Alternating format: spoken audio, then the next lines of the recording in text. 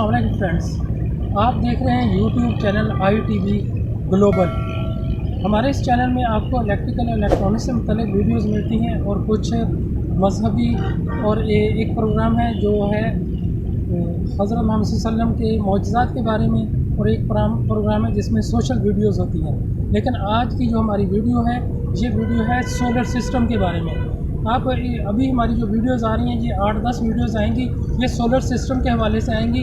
बहुत से लोगों के जो क्वेश्चन है यूट्यूब पे आपको उसकी मालूमात नहीं मिलती या कम मालूमात मिलती है। हम इसमें पूरी कोशिश करेंगे कि आपको एक मुकम्मल मालूमात दी जाए सोलर सिस्टम के बारे में। कौन सा सोलर इन्वर्टर बेहतर है, कौन सा सोलर पैनल बेहतर है, ये सोलर पैनल काम किस तरह करते हैं, आपको अपने घर में या डोमेस्टिक ज़रूरत या इंडस्ट्रियल ज़रूरत के लिए कौन सा सोलर सिस्टम लगाना चाहिए, तो इसके बारे में। और वो एक क्वेश्चन ये आम होता है कि जी सोलर पैनल जो है वो बिजली सूरज की जितनी ज़्यादा गर्मी होती है उससे ज़्यादा बिजली बनाता है। लोगों के जहन में ये क्वेश्चन है, या किस तरह बनाता है। तो इसका ये सिंपल सा जवाब मैं आपको दे दूँ कि सोलर पैनल जो है वो बिजली बनाता है सोलर की शुआओं की, जितनी उसके ऊपर शुआएँ डायरेक्टली पड़ेंगी। अगर वो राइट से या लेफ़्ट से पड़ेंगी तो कंपैरेटिवली कम हो जाएंगी। जब डायरेक्टली पड़ेंगी, चाहे गर्मी हो चाहे सर्दी, उसका गर्मी से तल्लुक़ नहीं है, इसका सूरज की शुआओं से तल्लुक़ है। तो एक तो ये क्वेश्चन हो गया। दूसरा ये हो गया कि हमारे जो सिस्टम होते हैं, इन्वर्टर सिस्टम है जो हमारे, ये कितने किस्म के हैं। एक होता है ऑफ ग्रिड सोलर सिस्टम, एक होता है ऑन ग्रिड सोलर सिस्टम, और एक होता है on grid hybrid solar system. इसमें सिंगल फेज़ भी आते हैं, 3 फेज़ भी आते हैं। तो इसके बारे में हम आपको पूरी मालूमात देंगे। आपसे रिक्वेस्ट है कि हमारे इस चैनल को आप सब्सक्राइब कर लें। इससे आपको ये फ़ायदा होगा कि बहुत से चैनल ऑलरेडी इन्फॉर्मेशन ज़रूर दे रहे हैं, लेकिन हमारा जो चैनल है आपको वो मालूमात भी देगा जो इस वक्त तक यूट्यूब पर अवेलेबल नहीं है या आपको ईज़िली उसकी एक्सेस नहीं है। हम आपको कंपाइल करके इन्फॉर्मेशन देंगे। तो मैं उम्मीद करता हूँ आपने मेरे इस चैनल को सब्सक्राइब कर लिया होगा। बेल आइकन को भी ज़रूर प्रेस कर लें ताकि जो भी वीडियो आए आपको मिले। तो अभी शुरू करते हैं हम प्रैक्टिकल। आज हम शुरू करेंगे जो हमारा सिंगल फेज़ इन्वर्टर है, सोलर इन्वर्टर, उसकी हमने वायरिंग डायग्राम सीखनी है। तो उसकी अभी प्रैक्टिकल की तरफ जाते हैं कि कैसे आपने वायरिंग करनी है। इसमें आप इस यूट्यूब चैनल में आप ये भी जान सकेंगे कि सिस्टम कैसे काम करता है, अच्छी इंस्टॉलेशन कैसे करनी है। अगर आप इंस्टॉलेशन सीखना चाहते हैं तो भी आपको सब्सक्राइब कर लेना चाहिए। अगर आप सिर्फ इंफॉर्मेशन गेन करना चाहते हैं, किसी और से ही काम करवाएं, लेकिन अगर आपने ये वीडियो देखी होंगी तो काम आप अच्छे तरीके से करवा सकते हैं। तो शुरू करते हैं प्रैक्टिकल। Thanks for watching. तो friends, single phase solar inverter के कनेक्शंस हम पढ़ने जा रहे हैं। हमें इसके अंदर जो चीज़ें रिक्वायर्ड हैं पहले हम वो देख लेते हैं। सबसे पहले हमें वापडा की लाइन, वहाँ से एक मीटर चाहिए, मीटर के बाद एक सोलर इन्वर्टर चाहिए, सोलर इन्वर्टर के बाद हमें सोलर पैनल चाहिए। हम इसको 2 हिस्सों में तरतीब दे लेंगे। उसके बाद हमें एक अदद बैटरी चाहिए।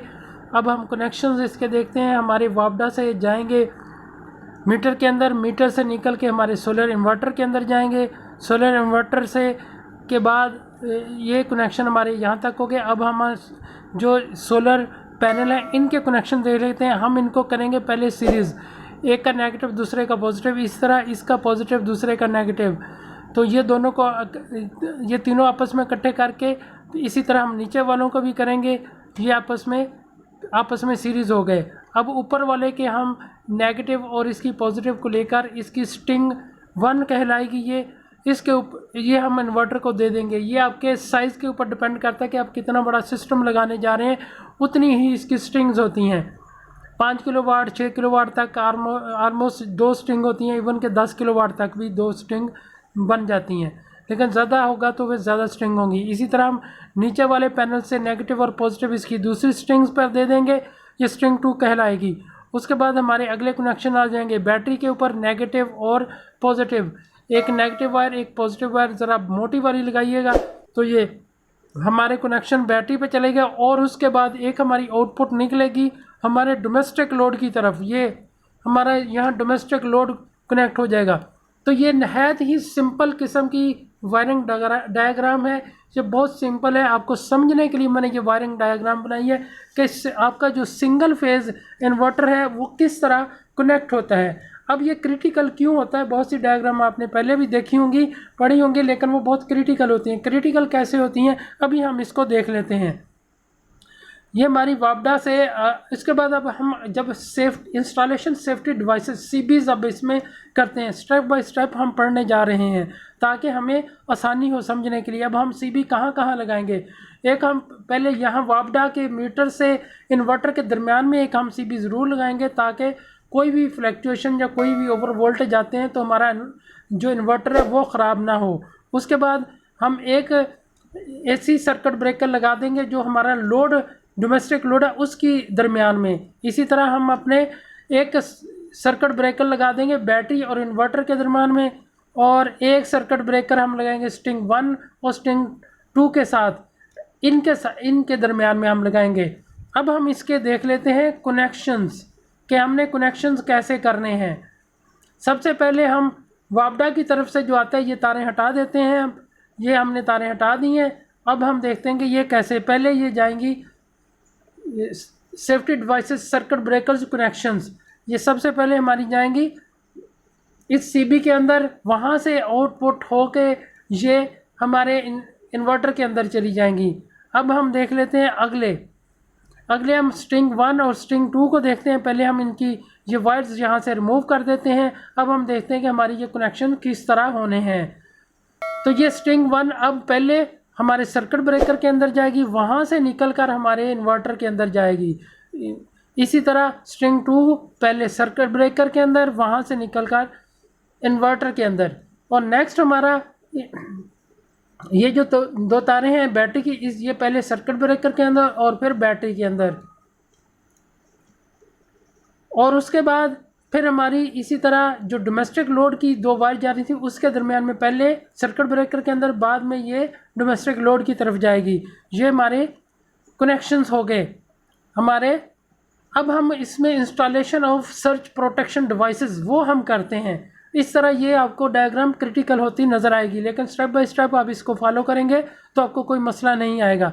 हम सर्च प्रोटेक्शन, सर्च जो है प्रोटेक्शन, सर्च क्या होती है कि कोई भी हाई वोल्टेज या हाई करंट जो आ जाता है आपकी वापडा की तरफ से भी आ सकता है या किसी भी साइड से अगर आता है, तो इनको महफूज करने के लिए, या इन पैनल्स के ऊपर कोई अगर कोई वो एक्स्ट्रा कहीं से भी कह लें कि कोई स्टैटिक चार्ज अगर हो जाता है तो वो हाई जो वोल्टेज या करंट को सर्ज जो आता है उसको प्रोटेक्ट, हमारे सिस्टम को, इन्वर्टर को, बाकी चीज़ों को प्रोटेक्ट करने के लिए डोमेस्टिक इनके लिए वो इस्तेमाल होता है। अब हम देखते हैं कि एक हम लगा देंगे हमारा एसी एसपीडी और दूसरी डीसी, इस तरह दूसरी एक और डीसी एसपीडी हम ये लगाएंगे। अब हम इसके कनेक्शंस देख लेते हैं, सर्ज प्रोटेक्शन कनेक्शन हमने क्या करने हैं। सबसे पहले ये हमारा पॉजिटिव जो सोलर की पॉजिटिव है ये हमारी पॉजिटिव में चली जाएगी और नेगेटिव में। इसी तरह नीचे भी नेगेटिव में और पॉजिटिव में, और इसी तरह हमारा ये जो है फेज़ में चला जाएगा और जो न्यूट्रल है वो न्यूट्रल में चला जाएगा। तो ये हमारी एक तरफ से कनेक्शन हो गए। अब दूसरी तरफ से हमने इनको अर्थ करना है।